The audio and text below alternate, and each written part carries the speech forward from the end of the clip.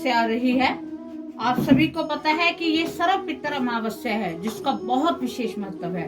तो आज हम इसी विषय पर चर्चा करेंगे, क्योंकि इसके साथ एक और विषय साथ में ही है कि इस दिन सूर्य ग्रहण भी लग रहा है। बड़े प्रश्न आए हैं कि सूर्य ग्रहण में क्या हम इस अमावस्या को कर सकते हैं कि नहीं कर सकते। तो वैसे आपको पता है कि हम कोई भी, जैसे हम मंदिर में ग्रहण में हम मंदिर में एंटर नहीं करते कि मूर्तियां खंडित हो जाती हैं, पर अमावस्या पर जो ये ग्रहण है इसका हमें कोई प्रभाव नहीं पड़ने वाला, क्योंकि हमने जो श्राद्ध निकालने हैं, जो कर्म करने हैं, वो हमने अवश्य करने हैं। हमने अपने पितरों को प्रसन्न करके भेजना है, यहाँ से उनका आशीर्वाद लेना है, क्योंकि उनके आशीर्वाद के बिना हमारा जीवन संभव नहीं है। हमें बड़े हैं, वो आशीर्वाद जब देंगे तो वो कितना आशीर्वाद देंगे। कहते हैं कि अगर हम उनको कुछ कह भी देते हैं तो भी बड़े नरम स्वभाव के होते हैं, नम्र, उनके विनम्र उनका स्वभाव होता है, वो हमें अपना आशीर्वाद दे के ही जाते हैं।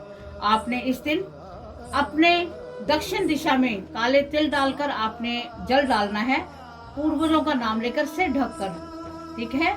दूसरा, आपने पीपल में जल अर्पण करना है और इसके साथ आपने देसी घी का दीपक जगाना है, क्योंकि ये हमारे धर्म शास्त्र बताते हैं कि देसी घी का दीपक जब हम जगाते हैं तो इसकी लो उनके रास्ते में, जो रास्ते में अंधेरा है, उस अंधेरे को दूर करते। आप जानते हो कि अमावस्या में कितना अंधेरा होता है, तो इस रोशनी, ये छोटी सी रोशनी है, क्योंकि हम जिस धर्म से संबंध रखते हैं वहां पर हम सभी का आदर करते हैं। हम दीपक का आदर करते हैं, हम ज्योति का आदर करते हैं। हम खाना बनाते हैं तो हम उस पहले रोटी बनाकर उसका आदर करते हैं। हम पानी का आदर करते हैं, तो इसलिए दीपक का भी ऐसे ही महत्व है। ये उनको आगे रास्ते में रास्ता दिखाएंगे, क्योंकि अमावस्या का अंधेरा है, हमने उनके लिए दीपक अवश्य जगाना है। तो वहां तो आपने जगाना ही जगाना है, घर में भी दक्षिण दिशा में आपने दीपक को अवश्य जगाना है। रात्रि के समय 8 बजे के करीब आप जगा लें, और इसके साथ आपने सुगंधित जल, जैसे इतर डालकर वो अर्पित करें, जैसे हम पूरे पुष्प अर्पित करें उनको। खाना सुबह क्या करना है, आपने नहाना है, धोना है, स्वच्छ वस्त्र पहनने हैं, अच्छी तरह शुद्ध तरीके से आपने खाना बनाना है। खाना ये नहीं कि आपने एक रोटी निकाली, उस पर थोड़ा सा रखा और दे दिया, नहीं, क्योंकि वैसे आप हर अमावस्या में ये कर सकते हो। हमने छोटा सा प्रारूप होता है, हम वैसे कर लेते हैं, पर ये सर्व पितर अमावस्या बहुत बड़ी अमावस्या है। जिनको श्राद्ध अपने बड़ों का याद नहीं है कि कब का श्राद्ध है, वो इस अमावस्या पर ही श्राद्ध निकालते हैं। और जिनको याद भी है तो भी ये सर्व पितर अमावस्या, तो उस दिन जो पितरों को हमने अपने पितरों को खिला दिया है खाना, वो भी आज उस दिन अमावस्या वाले दिन हमारे घर के ऊपर उनकी नजर होगी कि ये बच्चे हमें क्या देते हैं। तो आपने मीठा भी बनाना है।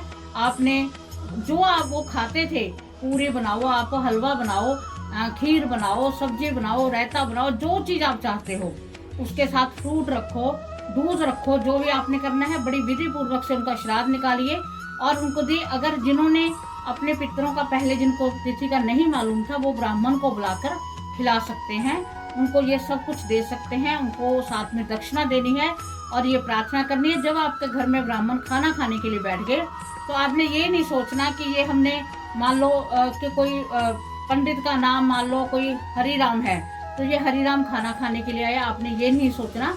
आपने ये सोचना है, मान लो अपने दादाजी का श्राद्ध है या दादाजी के निमित्त आप निकाल रहे हो, तो आपने सोचना है कि मेरे दादाजी साक्षात बैठ के यहाँ पर खाना खा रहे हैं, मैं उनको खिला रहा हूँ, वो मुझको आशीर्वाद दे रहे हैं। इस विधि से, इस भावना से आपने उनको खाना खिलाना है।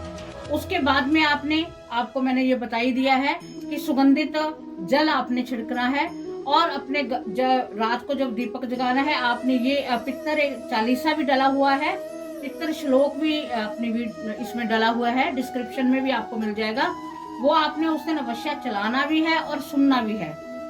उससे नेक्स्ट डे ही आपको पता है नवरात्रि शुरू होने वाले हैं।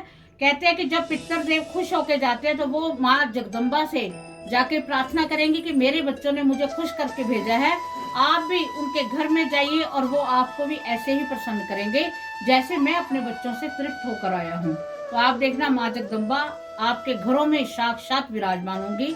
आपकी पूजा करने का थोड़ा सा ढंग चाहिए और बाकी सब कुछ ठीक होता है, तो आपको किसी भी बात का वहम करने की जरूरत नहीं है। सूर्य ग्रहण का मैं दोबारा फिर बता रही हूँ, कोशिश करो जो समय मैंने आपको बताया है उस समय में सभी भजन पाठ अपना बैठकर करें। अगर आपने पूजा मंदिर में करनी है तो उससे पहले ही आप कर ले। वैसे इसमें वर्जित नहीं है, मंदिर खुले रहेंगे इस दिन, पर फिर भी आप जो घर के मंदिर हैं हम अपना करके हम अपना उनको, जैसे हम लाइट ऑफ करके छोटी सी लाइट जगा देते हैं वो आराम करते हैं, ऐसे ही आपने करना है। गर्भवती स्त्रियां जो भी चीज़ यूज़ करें उसमें थोड़ी सी दूब होती है, वो पहले दुर्बा डाल लें, फिर वो दूध भी पी सकती हैं, पानी भी पी सकती हैं। उनको विशेष इस बात का ध्यान रखना है। और इस दिन आपको मैंने पहले शायद मैंने बताया नहीं कि अमावस्या का जो समय है वो 13 अक्टूबर से रात को 9:50 से शुरू है और 14 अक्टूबर को ये जो इसका समय है वो 11:24 तक समय है। ठीक है, तो जिसके साथ सूर्य उदय होता है, जिस तिथि के साथ, वही तिथि मनाई जाती है। तो सूर्य उदय 14 अक्टूबर को अमावस्या की तिथि के साथ शुरू है, तो अमावस्या 14 अक्टूबर को ही मनाई जाएगी। और इस दिन आपने अपने पितरों को खुश करने के लिए विशेष एक है कि आप 1 गिलास दूध, कच्चा दूध अवश्य मंदिर में देकर आए। और जितना हो सके आपने उस दिन ब्रह्मचर्य का भी पालन करना है। और इसके साथ आपने उस दिन प्याज लहसुन नहीं खाना, क्योंकि ये चीजें वर्जित हैं। और क्यों उसी दिन से आप छोड़ दो, आगे नवरात्रे हैं, नवरात्रों में तो हम खाते ही नहीं हैं। आप देखना आप पर पितर कितने प्रसन्न होंगे। और किसी का कोई इस रिलेटेड कोई भी प्रश्न है तो वो आप मुझसे पूछ सकते हो। आप इसमें मैसेज कर दें, जो भी कमेंट है कमेंट में मैसेज करो, तो आपको जो भी प्रश्न हो आपके प्रश्नों का उत्तर दिया जाएगा। तो उम्मीद है कि आपको वीडियो पसंद आई होगी। अगर पसंद आई है तो ज़्यादा से ज़्यादा चैनल को सब्सक्राइब करो, शेयर करो, कि जो सभी को इसका लाभ मिल सके। तो इसी के साथ आपके पितर आप पर प्रसन्न हो, माँ जगदम्बा का आपको विशेष आशीर्वाद हो। इसी के साथ जय।